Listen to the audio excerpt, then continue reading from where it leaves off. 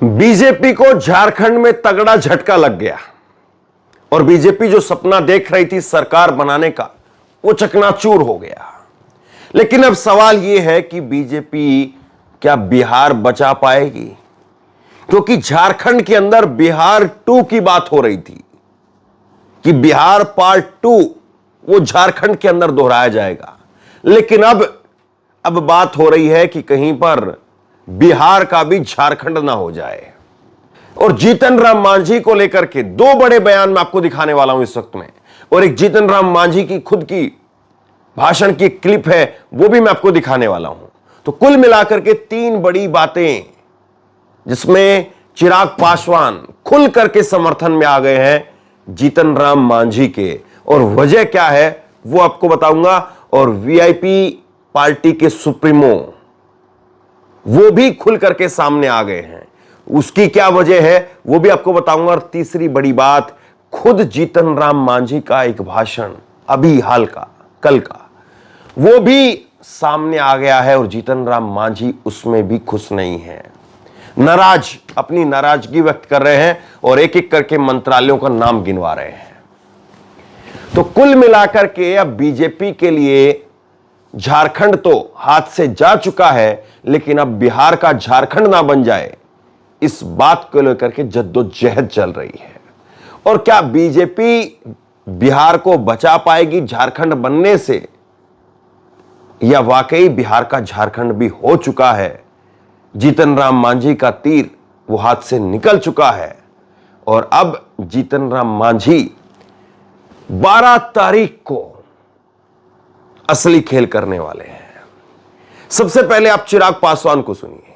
चिराग पासवान कह रहे हैं कि वो पहले भी मुख्यमंत्री रहे हैं, जीतन राम मांझी जी डिजर्व करते हैं वो। और उसके साथ साथ यहां पर यह भी कह गए कि उनको उधर से ऑफर भी मिला हुआ है। बहुत कुछ है इसके मायने, और वजह क्या है मैं आपको बाद में समझाता हूं। पहले आप बयान सुनिए। उनके विधायकों की संख्या भले कम हो, पर मौजूदा परिस्थिति में उनका महत्व काफी है। ऐसे में पूर्व मुख्यमंत्री भी हैं हमारे प्रदेश के। अगर गठबंधन के भीतर ऐसी कोई चर्चा हुई है तो उन्हें उचित सम्मान जरूर मिलना चाहिए। चिराग पासवान का यह कहना, जीतन राम मांझी के लिए खुल करके बैटिंग करना, जीतन राम मांझी के पक्ष में खुल करके उतरना, यह संयोग की बात नहीं है, यह प्रयोग की बात है।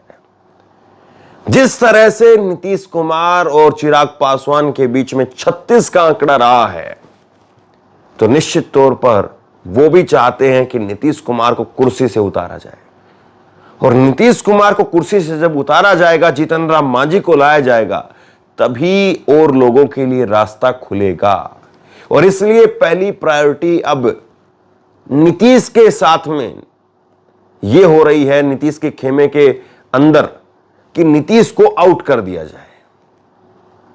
नीतीश के जो बेहद करीबी हैं केवल वही हैं जो नीतीश को कुर्सी पर देखना चाहते हैं। बाकी बीजेपी वो ऐसी खबरों को हवा दे रही है कि हां, नीतीश कुमार जितना डैमेज हो जाए उतना अच्छा है। अभी हमारी 78 सीट है, बाद में हम 98 पर चले जाएंगे, नीतीश कुमार 20 पर आएंगे और नीतीश कुमार खुद रिटायर हो जाएंगे फिर। तो इस वक्त में बीजेपी इस बात को सोच रही है कि नीतीश कुमार का जितना जीतन राम मांझी नुकसान कर सकते हैं करिए, जितना चिराग पासवान नुकसान कर सकते हैं करिए, और जितना वीआईपी के मुकेश सहनी नुकसान कर सकते हैं करिए। फायदा बीजेपी को हो रहा है। लेकिन क्या वाकई तस्वीर ऐसी ही है? क्या बीजेपी जो सोच रही है वही हो रहा है या उसके उलट हो रहा है? यह मैं आपको आगे बताऊंगा। मुकेश सहनी कह रहे हैं कि जीतन राम मांझी वो तो कम मांग रहे हैं, उनको तो ज्यादा मिलना चाहिए।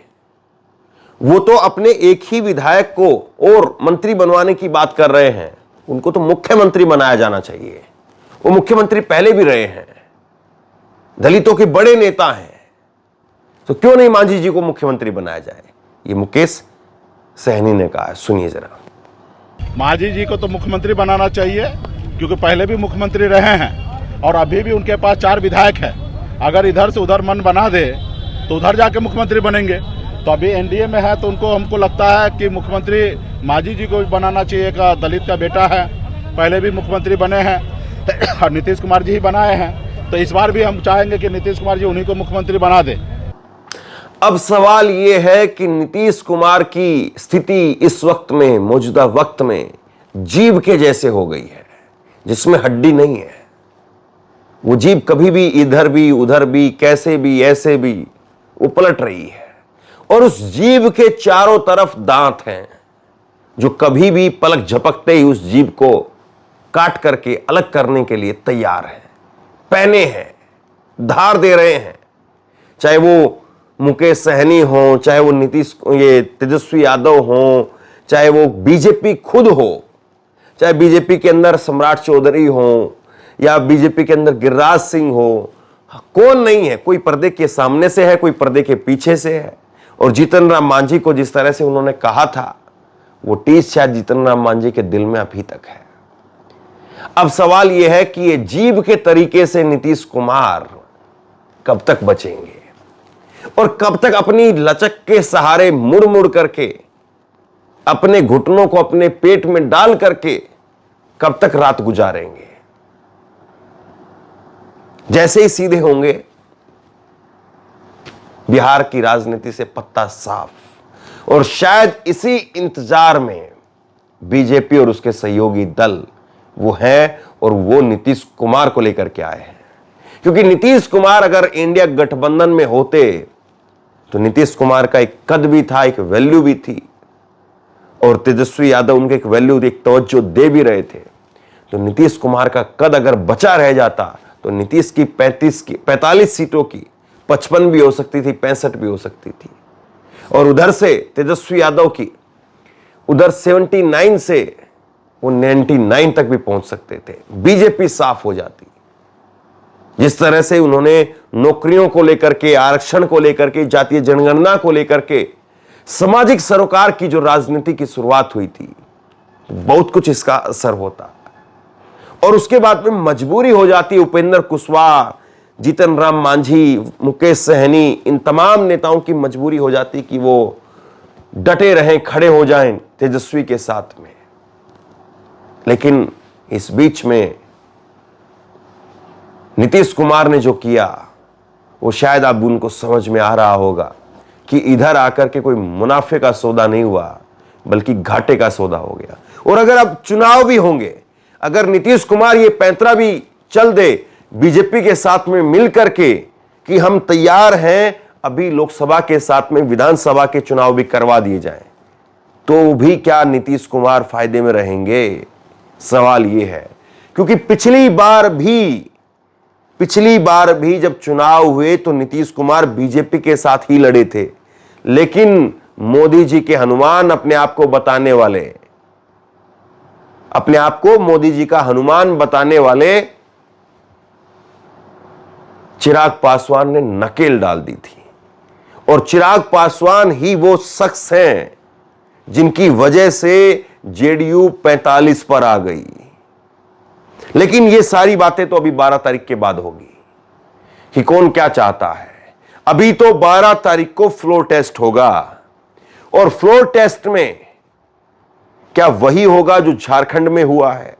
फ्लोर टेस्ट में क्या वही होगा जिस तरह से हेमंत सोरेन को यहां पर फ्लोर टेस्ट के बहाने दूर करके और विधायकों को भगाना पड़ा था इंडिया गठबंधन को अपना? क्योंकि अगर यहां विधायक रहते तो तस्वीर कुछ और होती। तो क्या सवाल यह है अब कि निश्चित तौर पर बीजेपी वो एक ऐसे चक्रव्यूह में फंस चुकी है जो नीतीश के साथ साथ खुद भी डूब सकती है। अब यह समझने वाली चीज है, क्योंकि नीतीश के नुकसान के बारे में तो हर कोई बात कर रहा है, नीतीश को नुकसान होगा ये तो हर कोई बात कर रहा है, लेकिन बीजेपी ने भी पलटी मारी है इस बारे में बात। और बीजेपी को भी, नरेंद्र मोदी जी को, अमित शाह को ये पलटी मार का जो खुद उन्होंने पलटी मारी है कि दरवाजे बंद हैं, दरवाजे बंद हैं। दरवाजा तो बंद था, लेकिन दरवाजे की चिटकनी नहीं लगाई और दरवाजा खोल करके एंट्री करवा दी गई नीतीश कुमार की। तो सवाल यह है कि ये नरेंद्र मोदी, अमित शाह, बीजेपी की जो पलटी मार हुई है, केवल पलटू राम इस वक्त में अगर बिहार की राजनीति के तौर पर देखें तो अकेले नीतीश कुमार नहीं है। पलटू राम इस वक्त में फिर नरेंद्र मोदी भी हैं, पलटू राम इस वक्त में फिर आपके अमित शाह भी होंगे और फिर आपके सम्राट चौधरी भी होंगे। और इस बात को लोग पकड़ रहे हैं, इस बात को लोग पकड़ रहे हैं कि देखिए कैसे बीजेपी के शीर्ष नेतृत्व से लेकर के और प्रदेश के नेतृत्व तक ने सबने पलटी मारी है और सब के सब पलटू राम बन गए हैं। और ये पलटू राम बनने की कहानी बिहार में लोगों के जुबान पर आ गई है। और बिहार का व्यक्ति राजनीतिक तौर पर बहुत शार्प होता है, बहुत तेज तर्रार होता है। और बिहार का व्यक्ति राजनीतिक तौर पर बगैर लाग लपेट के इतनी तीखी बात करता है कि आप अंदाजा नहीं लगा सकते हैं।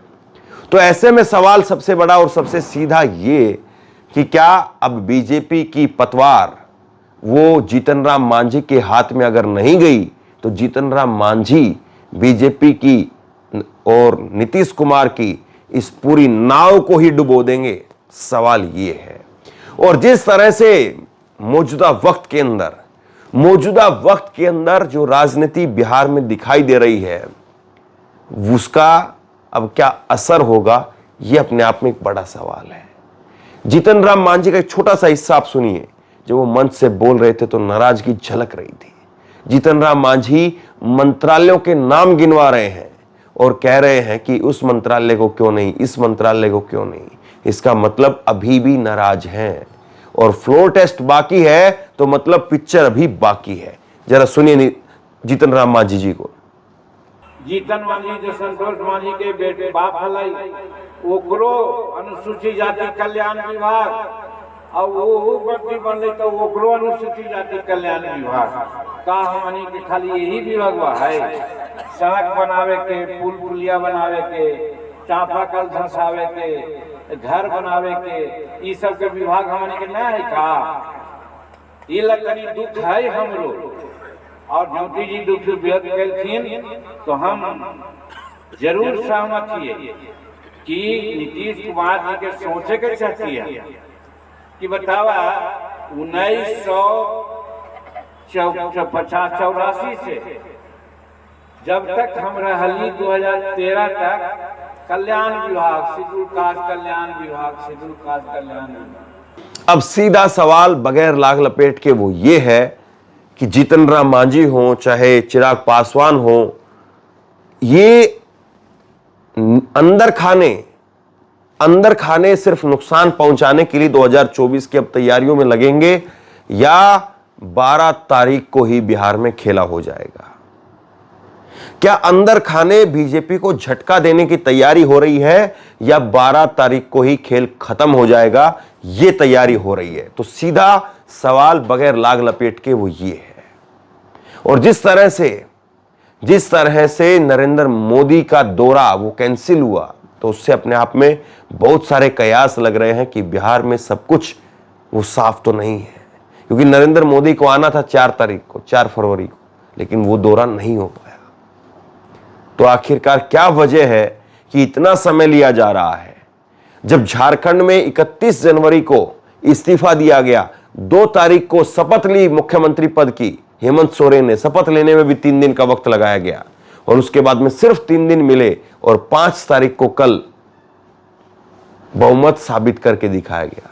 लेकिन बीजेपी में नीतीश कुमार में 28 तारीख को इस्तीफा हुआ, 28 तारीख को ही चंद मिनटों के बाद में शपथ ले ली गई, लेकिन बहुमत साबित करने के लिए 15 दिन के बाद में 12 फरवरी तक का समय दिया गया। तो क्या लोग इसको समझेंगे नहीं? क्या लोग इस पर चर्चा नहीं करेंगे? बड़ा सवाल ये है। शेयर कीजिए इस खबर को, लोगों तक पहुंचाइए और आप बताइए कि आप क्या सोचते हैं। नीचे कमेंट बॉक्स में अपनी राय लिख करके जरूर बताइए। इस वीडियो को खूब शेयर कीजिए, लोगों तक पहुंचाइए और इसी तरह की तमाम खबरों के लिए ऑनलाइन न्यूज इंडिया को सब्सक्राइब कीजिए। साथ में जो बेल आइकन है घंटी, उसको जरूर दबाइए ताकि जैसे ही कोई खबर अपलोड करें उसकी नोटिफिकेशन सीधे सबसे पहले आपको मिल सके। अगर ये वीडियो फेसबुक पर देख रहे हैं तो फेसबुक पर हमारे पेज को लाइक कीजिए, फॉलो कीजिए और इस खबर को शेयर कीजिए। आपका बहुत बहुत धन्यवाद।